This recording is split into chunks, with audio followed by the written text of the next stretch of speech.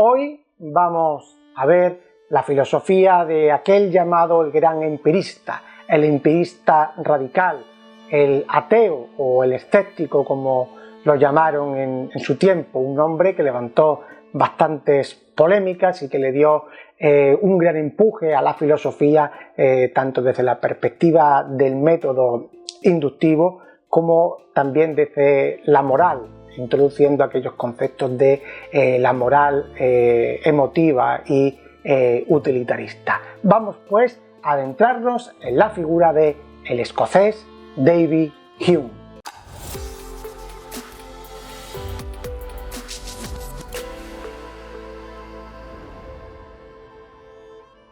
David Hume nació en Edimburgo, Escocia, en 1771. Dentro del seno de una familia de la pequeña nobleza. Su padre, abogado, murió cuando el pequeño Hume tenía solo 3 años, por lo que su educación estuvo a cargo de su madre y de unos tíos. Estudió en el Colegio de Edimburgo, donde tuvo profesores formados con el propio Newton, que le abrieron los ojos a los descubrimientos de la ciencia que se desarrollaba en aquel tiempo.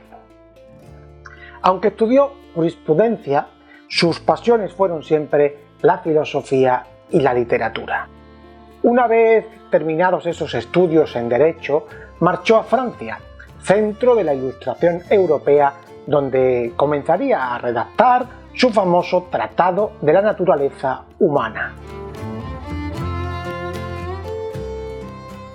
Volvió a Londres en 1737, publicando la obra que había compuesto, pero no fue bien acogida, por lo que el autor decidió reescribirla para hacerla más entendible, más comprensible, porque el lenguaje era un poco enrevesado.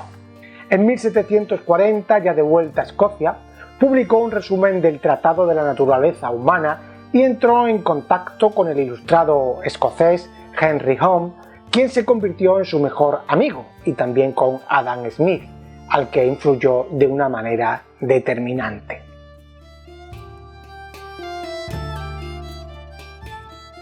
«1742 es el año de la publicación en Inglaterra de una obra que le va a granjear cierta fama: Ensayos morales y políticos». En 1744 se postuló para la cátedra de Moral y Filosofía en la Universidad de Edimburgo, pero fue rechazado porque ya se había ganado la fama de ateo y de pensador radical. Para sobrevivir, tuvo que emplearse como preceptor del tercer marqués de Annandale y en 1746 llegó a ser secretario de James Sinclair. En 1748 realizó un decisivo viaje con Harry Erskine en misión diplomática a Viena y Turín, lo que hizo que se despertara en él un gran interés por la historia.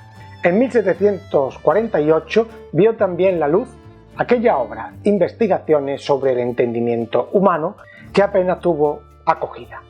En 1749 escribió discursos políticos y sus investigaciones sobre los principios de la moral, lo que empezó a darle ya cierta fama, sobre todo tras escribir en 1752 sus discursos políticos. En 1752 consiguió empleo como bibliotecario del Colegio de Abogados de Edimburgo y redactó allí Historia de Inglaterra, que lo encumbraría en la cima de los historiadores escoceses. En 1757 dio a la imprenta londinense su Historia Natural de la Religión y pensó entonces ya en dar por concluida su obra y retirarse a descansar al campo.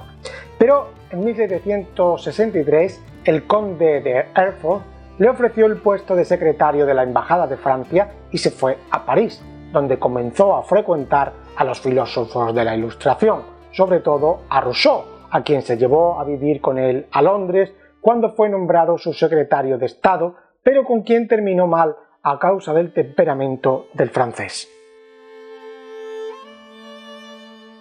Falleció David Hume en 1775, con 65 años, a causa de un tumor intestinal.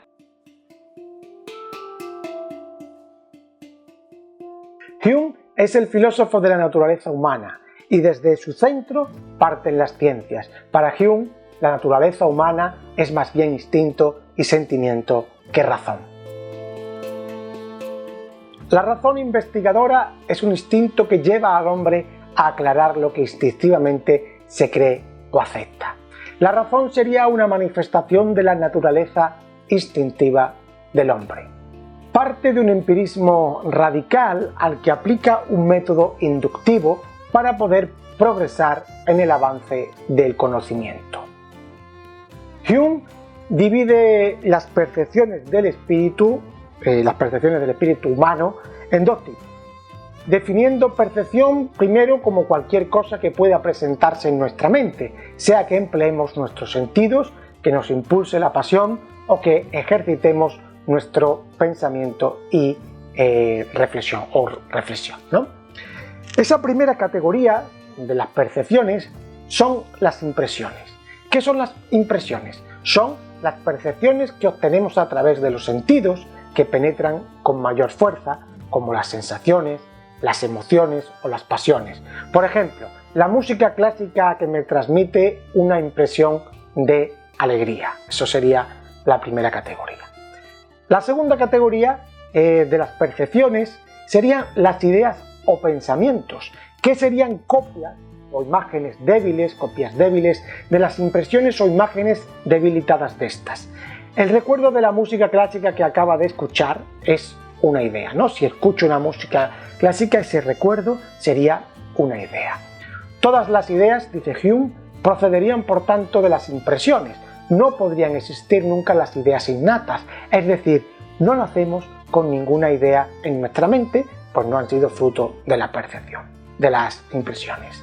El hombre podrá mezclar las ideas como quiera en su mente, pero no podrá ir nunca más allá de las impresiones. La realidad debe resolverse en las relaciones que unen a las impresiones y a las ideas. Las ideas pueden ser simples, como por ejemplo el color naranja, o complejas, como por ejemplo una manzana que puede descomponerse en color, que puede descomponerse en peso, que puede descomponerse en tamaño, etc. Una idea será verdadera para Hume si podemos señalar la impresión a la que corresponde. Hume trata de explicar la asociación de las ideas por medio de las facultades de la memoria y de la imaginación. La memoria relaciona las ideas simples según el tiempo y el lugar, conservando siempre su orden y su posición. La imaginación junta, separa, combina y cambia libremente esas asociaciones. La imaginación opera mediante tres leyes: la semejanza, la contigüidad espaciotemporal y la causalidad de causas. Por ejemplo, según la semejanza, un retrato de una persona conduce a su original, a la persona que representa. Una habitación de una casa nos lleva a pensar en otras habitaciones de la misma por contigüidad, y una herida nos lleva a pensar enseguida en el dolor que nos pueda ocasionar, ¿no? Por la causalidad.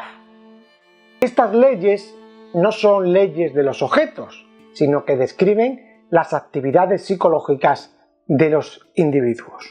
Para David Hume, el conocimiento puede ser de dos tipos: conocimiento de las relaciones entre las ideas y conocimiento de hechos. Es lo que se conoce como la horquilla de Hume. Por un lado tenemos el conocimiento de las relaciones entre las ideas, que establece que podemos establecer, ¿no?, relaciones entre las ideas con independencia de su realidad. Son conocimientos formales y vacíos de contenido empírico, como son las matemáticas o la lógica. Su veracidad o falsedad puede descubrirse al margen de la experiencia por la mera operación del pensamiento. No nos informan acerca de la realidad.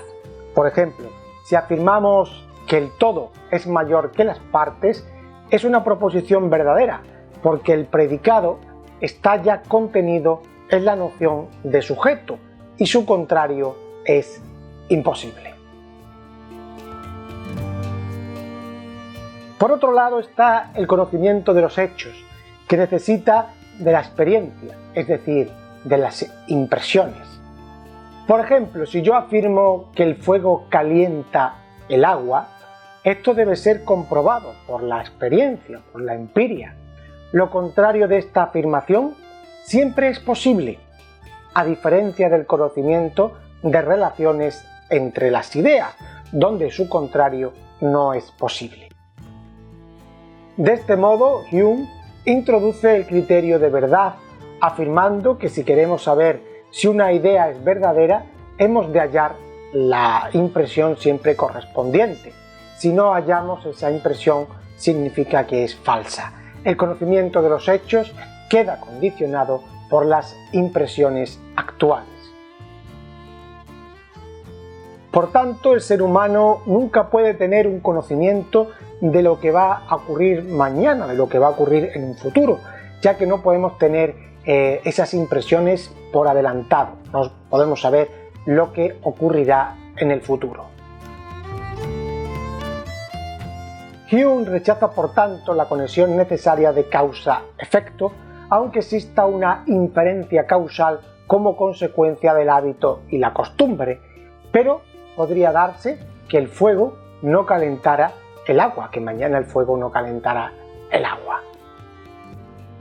Lo que en realidad está haciendo Hume es una ley de nuestro modo de pensar las cosas, no una ley de la cosa en sí. Que el sol salga todos los días no garantiza que vaya a salir mañana o que tenga que salir siempre. No obstante, aunque critica la noción de causa-efecto, admite que es necesaria para vivir, puesto que es una creencia, entendiendo por creencia una idea acompañada por un fuerte, intenso y firme sentimiento de verdad de toda idea, mucho más firme e intenso que las nociones de la imaginación. Hume matiza que esta inferencia causal solo tendría validez para impresiones previas. Por tanto, Dios, el alma o el yo cartesiano de la filosofía o la idea de sustancia quedan invalidadas, por lo que asesta un golpe mortal a la metafísica tradicional.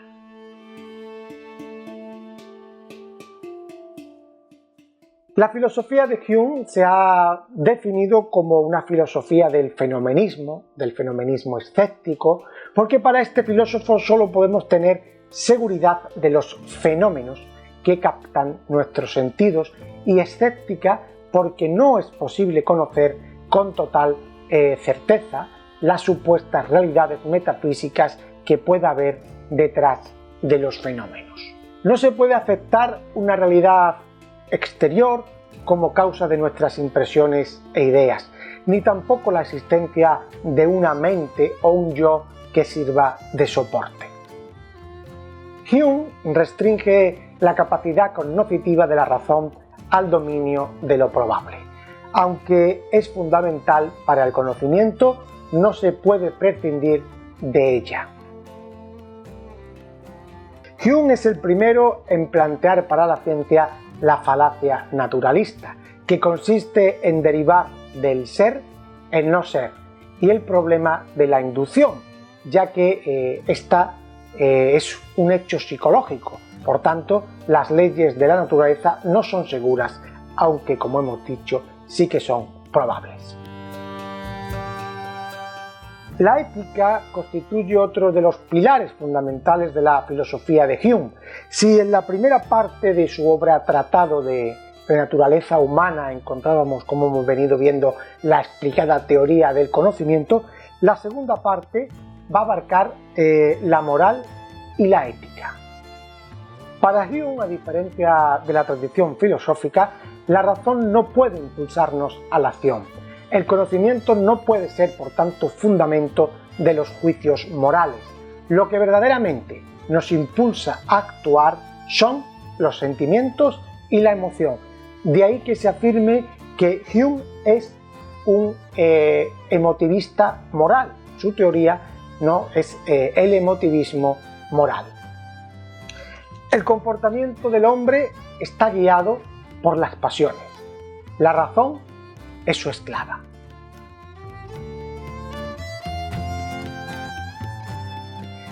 El fundamento de las cualidades morales de las personas consistiría en la utilidad para la vida social.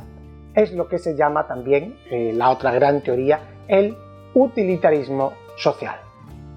Hume no es un relativista moral como a veces se piensa, sino que él pensaba que todos los seres humanos participamos de una misma naturaleza, lo que va a permitir fundamentar normas éticas de carácter universal, promoviendo siempre la felicidad del otro, porque lo que promueve la felicidad será lo bueno y lo que tienda a la desdicha será lo malo.